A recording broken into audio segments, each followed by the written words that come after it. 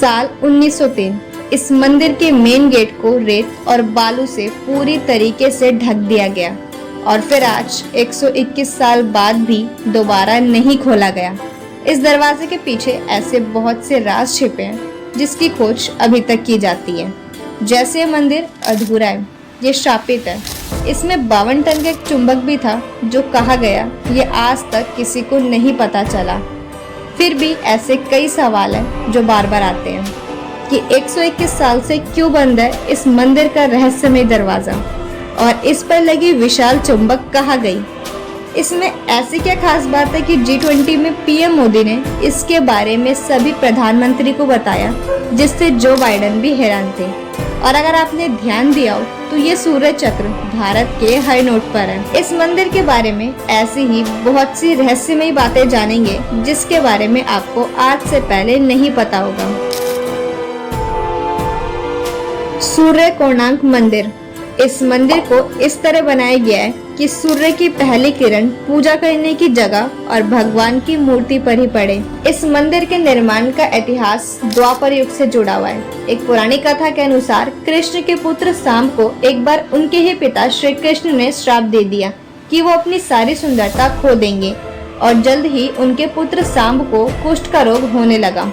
शाम ने एक गुरु से पूछा तो उनके गुरु ने बताया कि इसके ठीक होने का एकमात्र तरीका कोणार्क मंदिर में जाकर सूर्य देव की पूजा करना है। और कई वर्षों की यात्रा और प्रार्थना के बाद शाम को अपने श्राप से मुक्ति मिली। उन्होंने सूर्यदेव के सम्मान में वहीं पर सूर्य कोणार्क मंदिर का निर्माण करवाया और फिर कई सालों बाद इस रहस्यमय मंदिर का निर्माण नरसिंह देव ने कराया। ओडिशा का ये मंदिर 772 साल से भी पुराना है और भगवान सूर्य देव को समर्पित है। इसको 1250वीं ईस्वी में गंगा वंश राजा नरसिंह देव ने कराया था। उन्होंने अपने 12 साल इसी मंदिर के निर्माण में लगा दिए, लेकिन फिर भी इसे पूरा नहीं बना पाए। इसे बनाने में बलुआ, ग्रेनाइट पत्थरों और कीमती धातुओं का इस्तेमाल किया गया। सूर्य देव को समर्पित इस मंदिर का नाम दो शब्दों कोण और अर्क से जुड़कर बना है। कोण यानी कोना और अर्क का अर्थ यानी कि सूर्य। इस मंदिर का निर्माण 1200 मजदूरों ने दिन रात मेहनत करके लगभग 12 वर्षों में बनाया था। ये मंदिर 229 फीट ऊंचा है। इसमें एक ही पत्थर से बनाई गई भगवान सूर्य की 3 मूर्ति स्थापित की गई थी। आपको इसके गेट पर 2 बहुत सी इंटरेस्टिंग स्ट्रक्चर दिखाई देंगे। ये पत्थर के शेर हैं जो रथ के प्रवेश के द्वार के दोनों ओर हैं। उनके नीचे 2 पत्थर के हाथी भी हैं और उनके नीचे पत्थर के लोग हैं। शेर शक्ति का प्रतीक है, हाथी धन का प्रतीक है। लोग उन लोगों को दर्शा रहे हैं जो अहंकारी है और इसको देखकर ये पता चलता है कि भगवान के घर में लालच और अहंकार की अनुमति नहीं है। कहते हैं कि इस मंदिर का सामान को ले जाने और ले आने में ही 2 साल से ज्यादा का समय लग गया, लेकिन उनकी कीमत कैसे चुकाई गई ये आपने कभी भी नहीं सोचा होगा। इस मंदिर का सबसे बड़ा रहस्य यहाँ की मैग्नेट पावर यानी कि चुंबकीय ताकत है।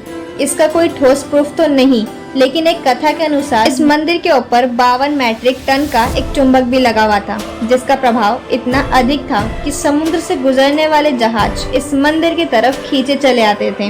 इन जहाजों में लगा कंपास भी गलत दिशा को दिखाने लग जाता था। इसीलिए उस समय के नाविकों ने इस बहुमूल्य चुंबक को ही हटा दिया और अपने साथ ले गए, जिसके बाद ये मंदिर धीरे धीरे गिरने लगा। ये सुनने में थोड़ा सा अजीब लगे, लेकिन भले ही इस मंदिर को ध्यान से देखा जाए तो मंदिर का निर्माण इस प्रकार कराया गया है कि जैसे कोई सैंडविच हो और उसके बीच में लोहे की प्लेट्स लगी हो, जिस पर मंदिर के पिलर्स टिके हुए हैं। और इन्हीं सबूतों की वजह से लोग आज भी इस मंदिर की पुरानी कथाओं पर विश्वास करते हैं, लेकिन अभी तक इसका कोई सॉलिड प्रूफ नहीं है। पीएम नरेंद्र मोदी जिस पहिए के सामने खड़े होकर G20 समिट के मेहमानों का स्वागत कर रहे थे, उनका सिर्फ धार्मिक या आस्था से जुड़ा हुआ महत्व नहीं है, बल्कि ये साइंटिफिक भी है।